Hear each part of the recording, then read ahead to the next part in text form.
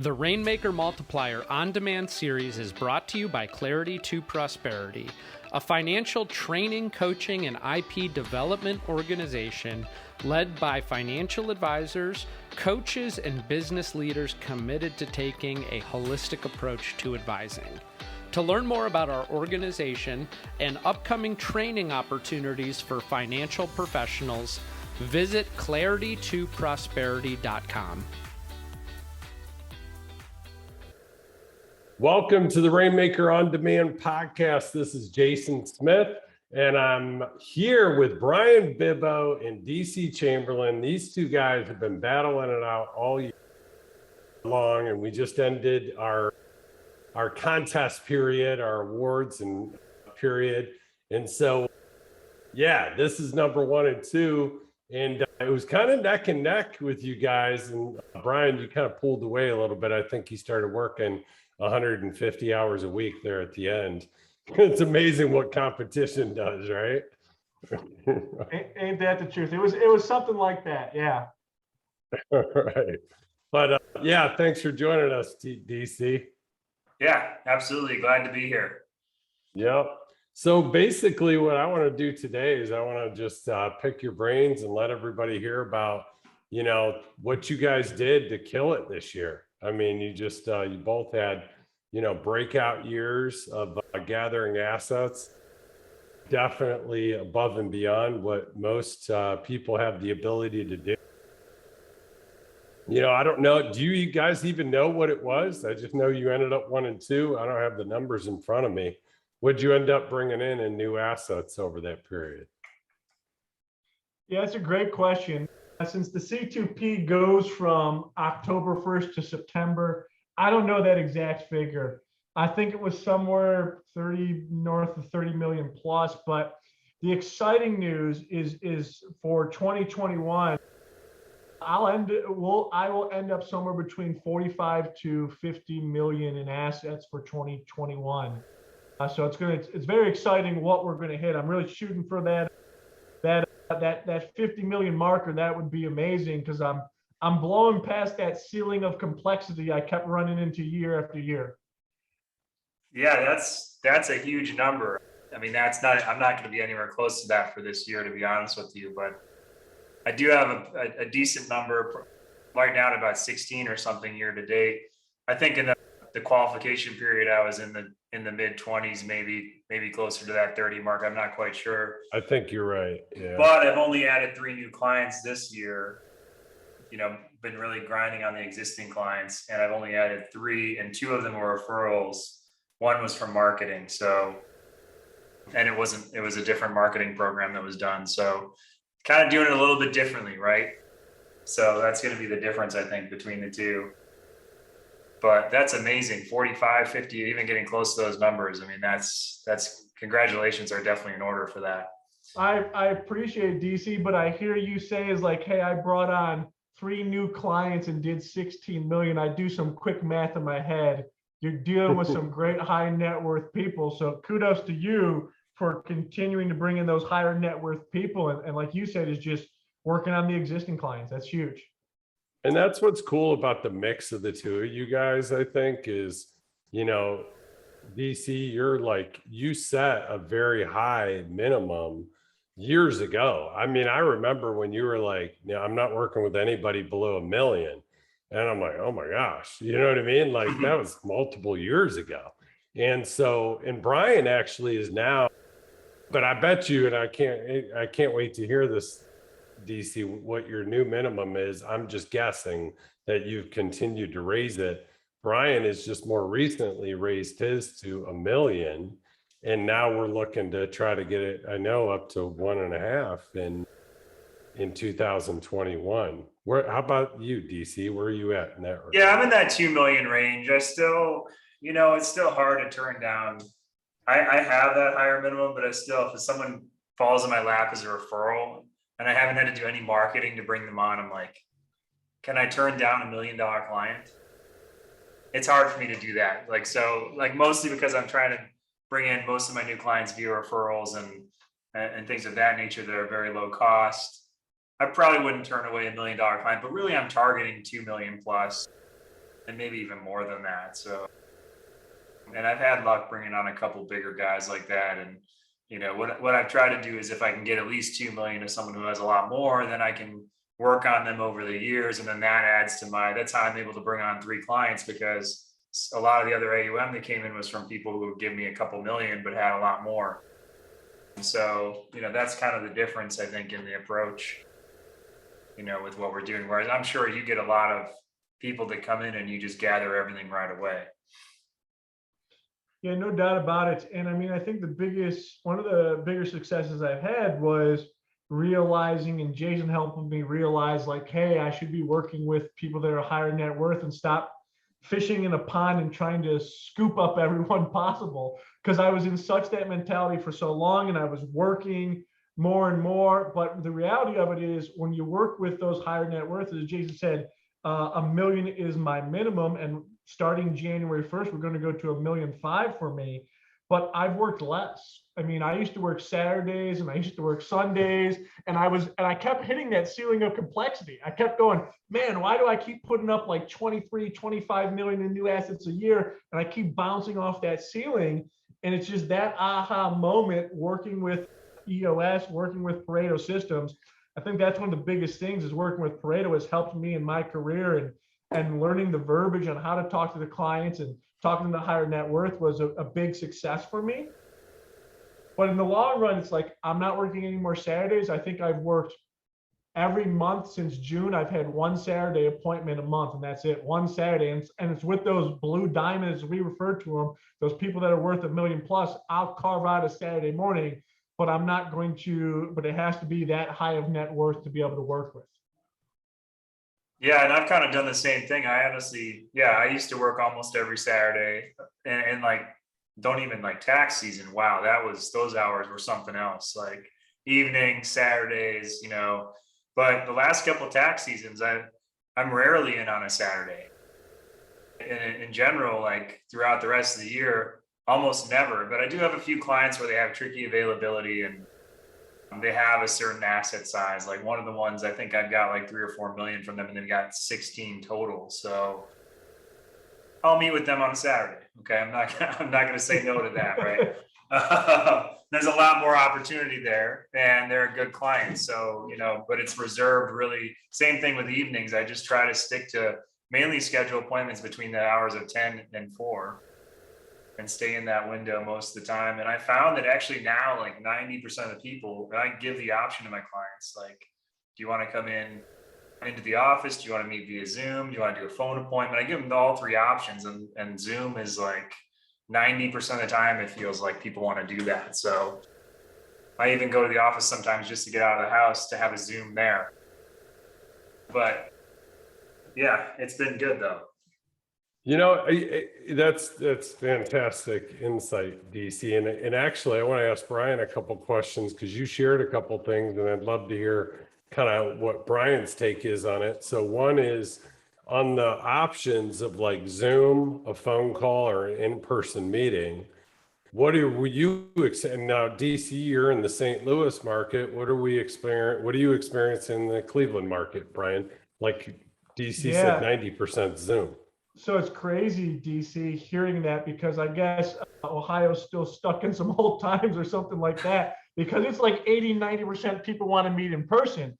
I mean, the Cleveland market, our Avon office, there's probably a little bit more Zoom. Our Fremont office, which is absolutely rural country living out there, that's 95% in person. So we're really seeing, I'm going to tell you, 80% of my clients are in person. The ones that I'm not meeting with in person live at least 30 minutes away from the office. Yeah, and I guess that break would be interesting to see, you know, prospects versus existing. I feel like with my existing is where, and again, because I'm only bringing on so few clients a year, it's kind of hard to make the comparison, because you probably, I don't know the number of clients you added, but I'm sure there's a lot more volume there than 3 to get to the numbers you got. And so, like, yeah, I mean, I would definitely imagine that there would be, if I had a greater volume, I'd have more people who would want to meet in the office as well. But it's really interesting. A lot of them, I do have one who just recently signed up for a in-person but most of them, even the new ones, they want to do Zoom. Maybe it's the higher net worth. I don't know. Maybe it's something with COVID. Who knows? You know what? Yeah, you bring up a good point, DC, is I know that what we're seeing is a lot more of the high net worth coming from the virtual marketing, because they kind of, have control over when they watch it. They watch replays. It's like, you know what I mean? It's like they don't have to like cattle herd into a library or a university or whatever. I don't know. I think their time is more, important, so I think we're finding a lot more of the virtual coming from the high. Yeah, when you have that kind of money, and you start to feel financial security, I think your time becomes like a much more valuable asset to these people. So they're like, wow, if I don't have to take the 30-minute round trip to go to an office, we can just hop on the Zoom. Zooms are usually pretty efficient to begin with in terms of time on there. So, you start looking at all these things and thinking about them, and, it makes it a little bit easier. Bryan, what about your breakdown? Like DC shared, his new assets came from basically 3 clients, right? I believe you said, DC. Well, 3 Or is new it 3 clients, new? but a lot of existing clients that I've gone back to for additional assets. So it's not like you just take my total and divide it by 3. It was over more clients than that, but only 3 that were brand new. Okay. And Bryan, like when you think of like business percentage coming from existing versus coming from new, and then where is the new coming from? Yeah, so the new is coming from, the marketing engine we created here. We are doing the webinars through Chris Ross. He is getting people into those webinars, which are Facebook advertised. And we do, 3 or 4 of those a month, depending on the month, if there's a holiday or not. Those kind of play into it. And it's simple. Here's some of the secret sauce is we record those every 6 months, and we make them look like they're live purposely. And then we're just putting them on there, and people are watching them thinking they're live. And we're getting the fit calls, and we'll talk a little bit more about that in a minute, the fit calls of making sure they're the right fit for our firm. From those, we started doing in person again. And in Ohio, when we were doing these in August and September, it was a little, not too many people, but we just did one last Tuesday, which was a FIA taxes in retirement. And we had the whole room filled. So there was a 13 to 14 households. So you got to figure couples, some of those. It was like 25 plus people there. So that's where a lot of the news coming from. But to be quite frank, our referrals is the best driver that we have. Learning how to ask for referrals. We went through the Bill Cates system during COVID, because with COVID, we all of a sudden had to stop doing in-person workshops. So we went through the Bill Cates referral system, got trained up on that, and being able to ask for those. So of the new business, it's like 40 to 45% of the new business comes from referrals right now. And it's because we're proactively asking the questions to the clients and letting the clients know, don't keep us a secret. Don't keep us a secret to your friends and your family. And we want you to be an advocate to your friends and your family and your community. And if you know anyone that can benefit from our services, please send them our way. So using that type of verbiage and intertwining that, I just got off a new appointment with a referral to me just right before this. And, we quote him a fee on doing the bucket planning and everything else. And I said, and if we do a great job, the other way that, hey, we work is referrals. That's how you got to us. You were referred to us. So if we do a great job for you, we put our best foot forward. The expectation is, to refer people to us. And that always hits home. I've built that into the phase 1 of the process, asking for those referrals. So it's like something that works so good, referrals, we forget how to do it. So it's ingraining it into your process. Where does it fit? Great. And DC, you seem to be Do you have a referral kind of process or any kind of training from Pareto or Bill Cates you've done, or are you just loving on them so much that they're giving you referrals? Yeah, so I think it's a combination of a lot of things. I don't have a like where I'm asking ever really during the process. I mean, I do once a year, I have an email that I'll send out to my top clients. It says, hey, just a yearly reminder, we're here for friends and family and anybody else who, if you want to be, it's a sounding board thing. I mean, very similar thing, you want to be a sounding board, or you want me to be you want me to be a sounding board for them. We're here because you guys are a top tier client of ours. We're here to be that sounding board for your friends and family. And I think that works a little bit. I've definitely picked up some referrals from that where someone said, hey, you know what, actually, I was just talking to this person and, you should meet. But more than just that, I do a monthly Clients Corner email from Bill Murray, which is a really a good resource I send out, and I give a few quick comments on it to my top clients. So I'm always reaching them. That often triggers a response from them, like they thought about something that they wanted to talk to me about, but they didn't. So I'm just trying to stay really active with engaging them and giving a really high level of customer service throughout. Like my top tier clients, they don't talk to an assistant, they talk directly to me every time. So I do that. That's a little bit different. I think a lot of people, almost everybody talks to some kind of assistant, where I've said this kind of upper echelon, and there's maybe only 8 to 10 people that fit in that category. I exclusively meet with them. If they call the office, something happens, they say, oh, DC will get back to you. I don't have Brent, my assistant right now, Brendan, he's actually passed the CFP and he's just doing the experience requirement right now, but he takes care of a lot of stuff for a lot of clients, but for them, it's 100% me. So I try to offer this kind of unique experience from a customer standpoint. And I think that's really perpetuated more and more referrals from my existing clients.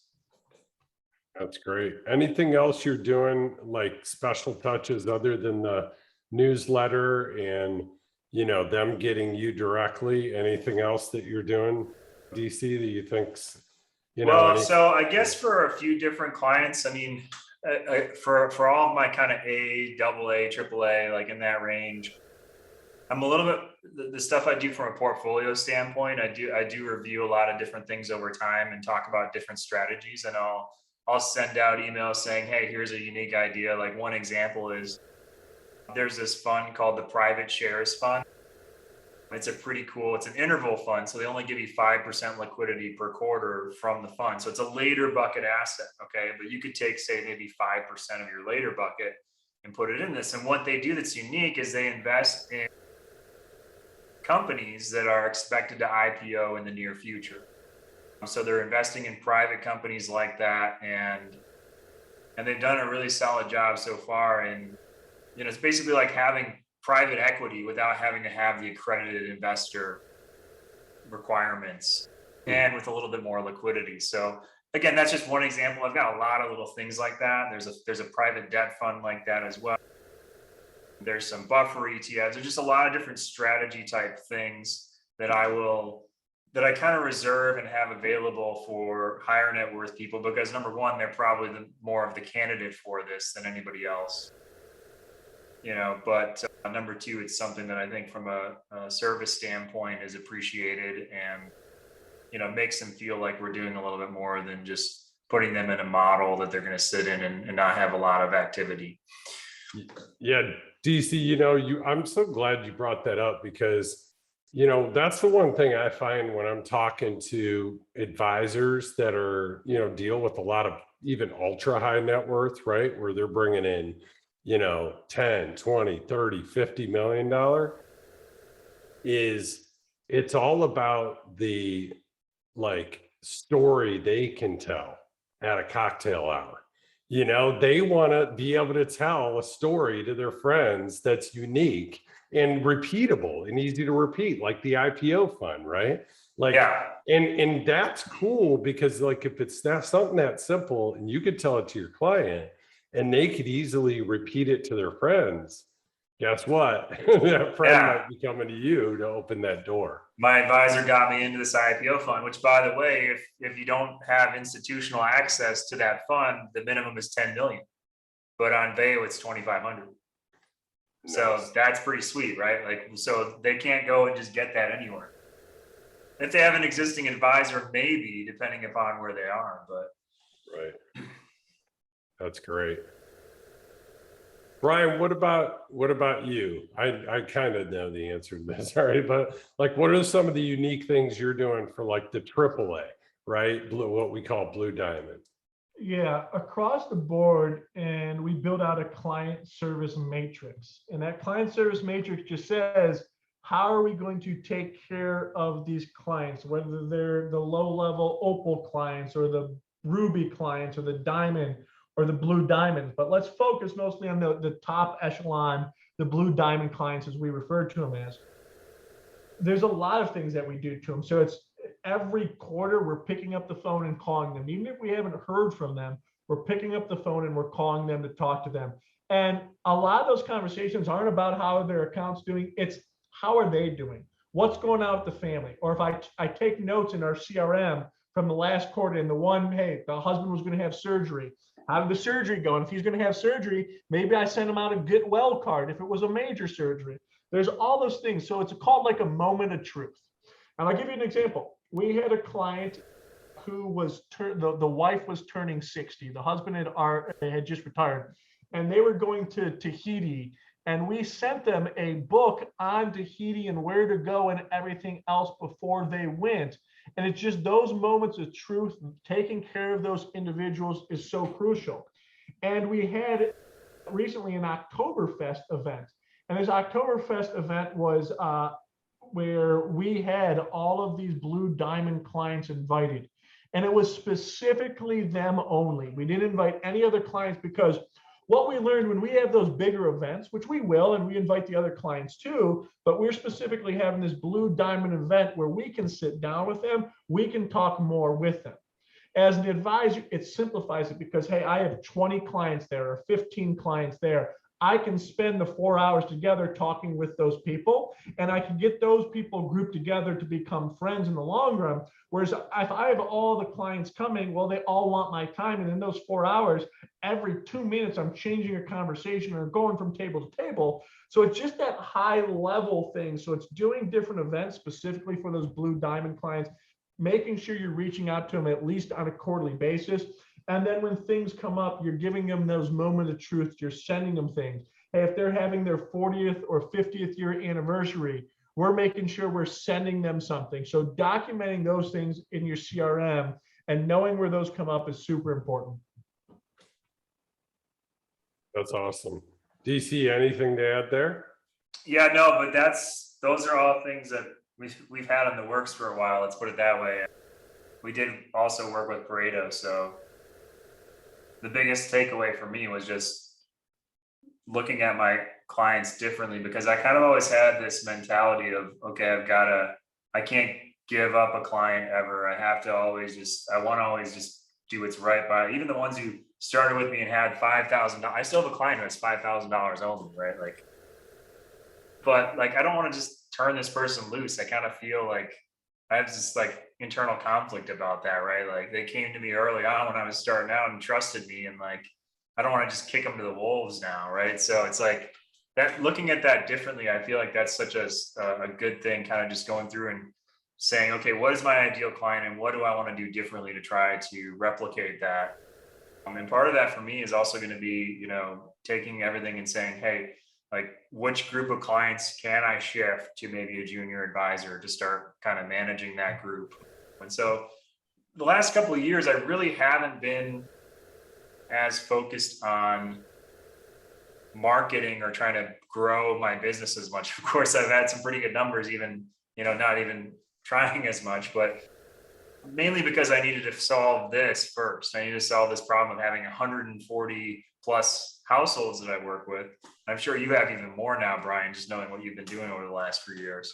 But that ends up being when you look at my TD Ameritrade accounts, I was shocked, but I was looking at 400 something accounts or whatever else it is, something along those lines. That's a lot to try to maintain as one advisor. So really for me, it's been about trying to find ways to get to simplify things.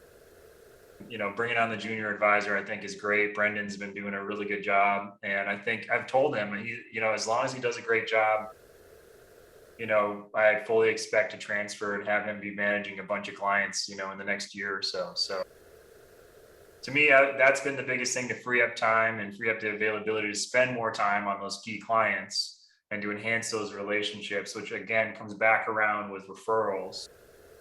As again, they're talking about the IPO fund at a Christmas event or Thanksgiving event or whatever it ends up being. No, that's great. And I think like protecting your time also helps protect your confidence. And confidence is like a magnet, that draws up people to you, right? I mean, they want to see that, they want to feel that. And, what I'd love to do, as we're kind of landing the plane here a little bit, Bryan, is you referenced this a little bit before, but I think it was something, you and I went back and forth with for quite a while. And it's the idea of when you raise the client minimums, you can easily get into the mindset that you're going to turn away a bunch of business, right? And you don't want to turn away a bunch of that business. And also when you start blocking out Saturdays, it used to work Sundays too, Bryan, which was nuts, right? And it was like, wow, it's unbelievable what happens. And I remember when it happened to me, when I started working less, but producing more results, right? Raising my minimum check of what I'd be willing to work for, client level, basically. And all of a sudden, I'm as busy as I ever was before. But I think you've experienced that literally just in this year, Bryan.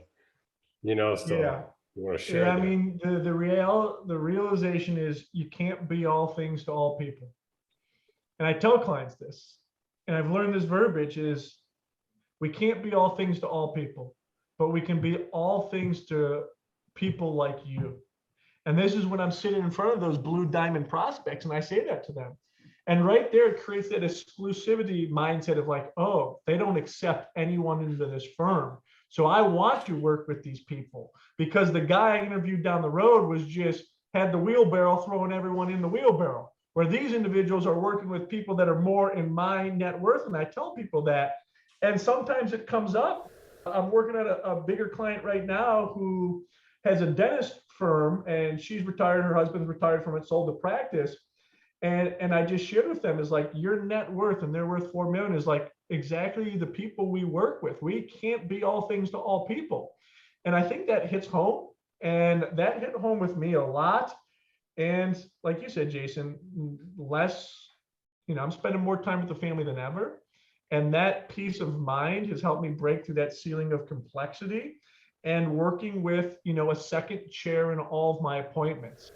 In all my appointments, I've had a second chair. And right now, I actually looked at it and I had 400 clients. And it's like, oh my gosh, how does one person service 400 clients? Do the math, it's almost impossible at the times of the day. So I have started transitioning a lot of those clients to another advisor. I mean, Chad and I just had an appointment today, and client's worth about 500,000, $500,000, a little bit more of that.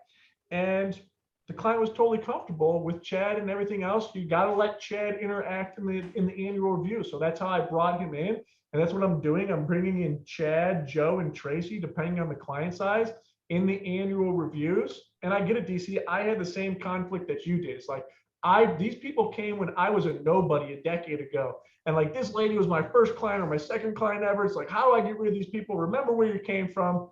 But at the end of the day, you have the right people around you.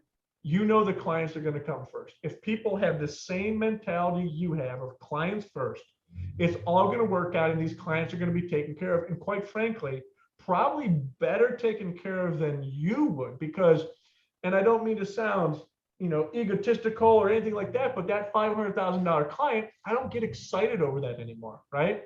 I'm not like, oh man, but someone like a Chad is like, oh, this is awesome. I'm taking over a $500,000 client. This is amazing. And he's going to take better care of him than I will now.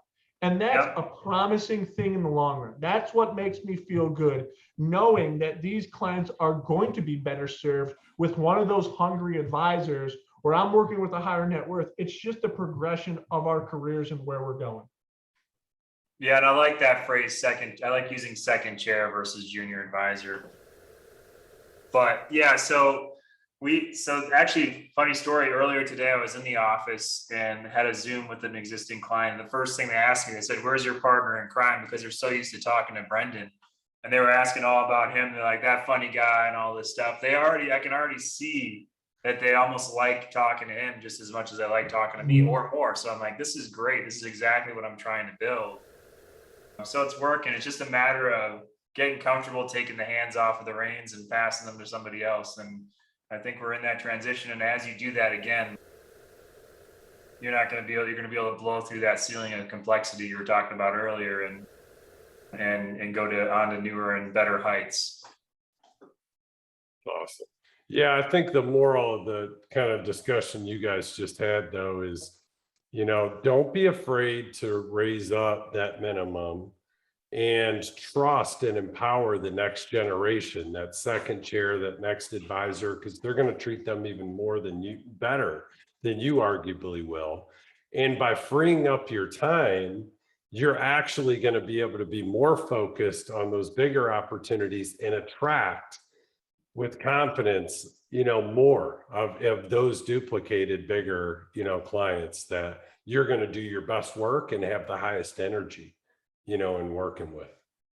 So awesome, guys. Thank you so much for sharing all your best practices and secrets to being so successful.